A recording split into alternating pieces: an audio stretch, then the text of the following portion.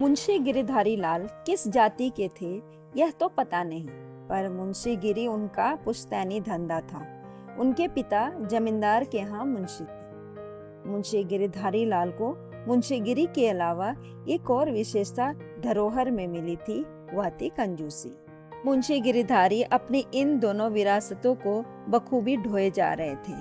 कान पर कलम चढ़ाकर सुबह से शाम तक मुंशी का काम संभालते, आना पैसा का हिसाब रखते।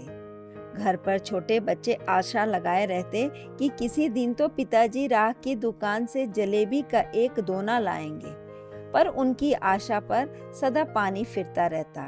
मुंशी गिरिधारी लाल इन फालतू चीजों में पैसा खर्च करने वाले नहीं थे।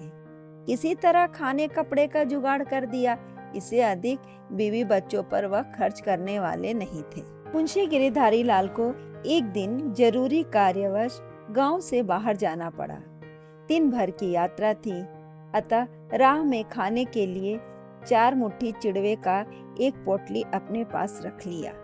उस पोटली को अपने हाथ के नीचे हिस्से में दबा लिया। उन्हें भय था कि राह में कोई भिखारी मिल गया और उसकी नजर उस पोटली पर पड़ गई तो वह भारी असमंजस में पड़ेंगे। पोटली तो उसे वह देंगे नहीं, पर भिखमंगे की नजर पोटली का चिड़वा पर भी लग जाएगी और उनके पेट के अंदर नहीं उतर पाएगा। गलती होनी थी सो हो गई। गर्मी के दिन थे, भूख ने जोर मारा। रास्ते में पीपल के पेड़ के नीचे बैठकर उन्होंने पेट पूजा के लिए अपने हाथ के नीचे से पोटली खींची। उसे खोलकर भूखी आंखों से उन सफेद सफेद चिड़वे को निहारा। मुंशी जी का दुर्भाग्य, उस समय अकस्मात आंधी का एक हल्का झोंका आया और आधे चिड़वे को उड़ा ले गया। उसी के साथ उड़ गई मुंशी जी की भूख भी। आजीवन किसी को एक दाना भी नहीं देने वाले पाव आधा पाव चिड़वे हवा के हवाले हो गए थे। मुंशी जी देर तक सिर पर हाथ रखकर बैठे रहे। कहाँ का खाना और कहाँ का पीना। उन्हें चिंता यह लगी कि इन उड़े हुए चिड़वे का सदुपयोग कैसे हो। चिड़वे तो उड़ ही गए थे, उनका अब खाक उपयोग होता। पर हार ही मान जाए तो मुंशी गिरिधारी लाल की बुद्धि क्या। आखिर उन्हें एक युक्ति सूझ गई।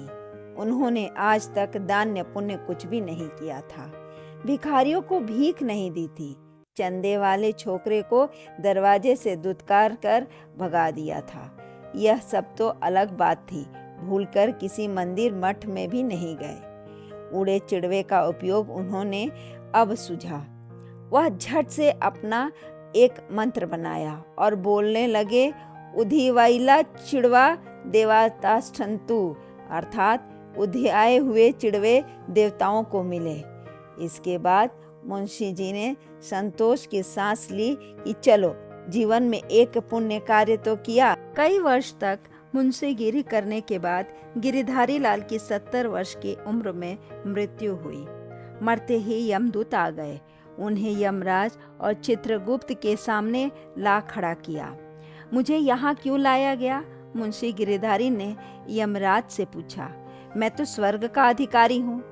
यमराज ने चित्रगुप्त की ओर देखा और पूछा, कोई भूल हुई है क्या आपसे?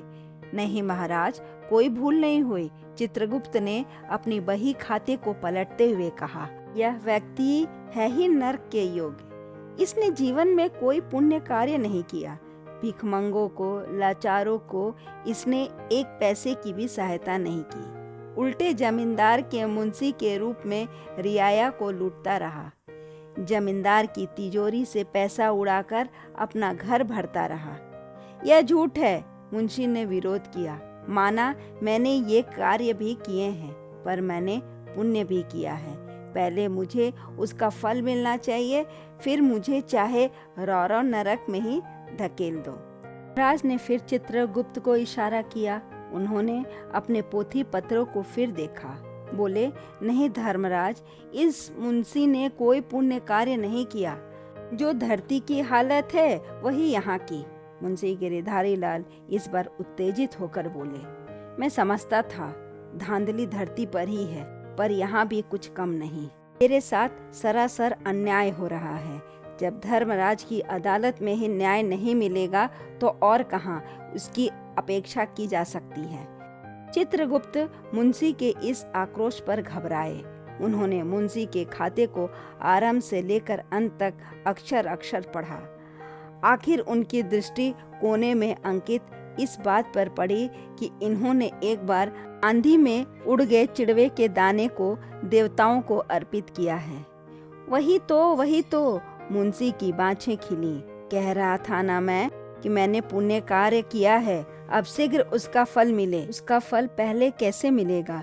चित्रगुप्त ने धर्मराज की ओर देखते हुए कहा, इन्होंने इतने पाप किए हैं, उनके कारण नरक की सजा भोगने के पश्चात ही लाचारी में किए गए इस छोटे से पुण्य कार्य के फल पर विचार होगा।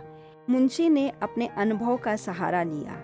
अच्छा पहले और बुरा बाद में, अच्छाई पर बुराई यहाँ भी हावी होने लगी है तो धरती का हो गया बंटाधार। मुझे पहले पुण्य कार्य का फल चाहिए। धर्मराज ने चित्रगुप्त की ओर देखा और कहा, मुंशी की बात मान ले तो भी समस्या का समाधान नहीं होता। तीनों लोकों में ऐसा विचित्र पुण्य कार्य तो किसी ने आज तक किया ही नहीं, अतः ऐसे पुण्य का क्या फल दिया जाए, इसका तो कहीं भी विधान ही नहीं है। ठीक कहा महाराज ने। चित्रगुप्त ने भी आंखों में विवशता भर यमराज की ओर देखा। मैं इसका फल बताऊं? मुंशी अपने माथे को खुजलाते हुए बोले। बोलिए, धर्मराज बोले। मुझे इस पुण्य कार्य के बदले में स्वर्ग की मात्र एक झलक दिखा दी जाए। इसके पश्चात मुझे जिस नरक में डालना है डाल दे। यह बात यमराज और चित्रगुप्त दोनों को जच गई। 2 यमदूत मुंशी के साथ कर दिए गए। आदेश हुआ कि जैसे ही स्वर्ग की झलक मिल जाए मुंशी को वापस ले आए। यमदूतों की गति तेज थी। मुंशी को लेकर स्वर्ग की ओर चल पड़े। थोड़ी ही देर में स्वर्ग आंखों में चकाचौंध पैदा करने लगा।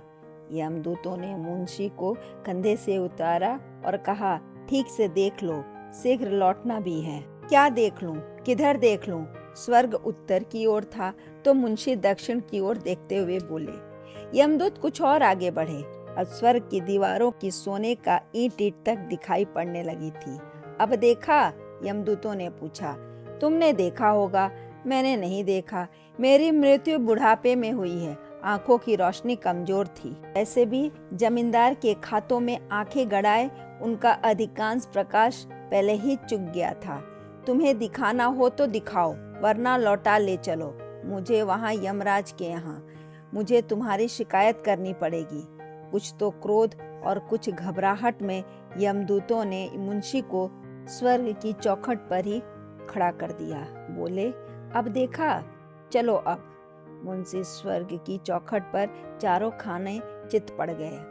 आधा भी शरीर भीतर, आधा बाहर, और जोर जोर से चिल्लाने लगा, बचाओ बचाओ। शोर सुनकर इंद्र महाराज स्वयं दौड़े हुए आए और मुंशी को इस हालत में पड़े देखकर पूछा, क्या बात है? अब क्या बताऊं? मुंशी ने इंद्र देवता के चरणों को दोनों हाथ से पकड़कर कहा, मैं आपकी शरण में हूँ, ये मुझे खींच कर ले जा रहे हैं, मुझे बचाइए प्रभु।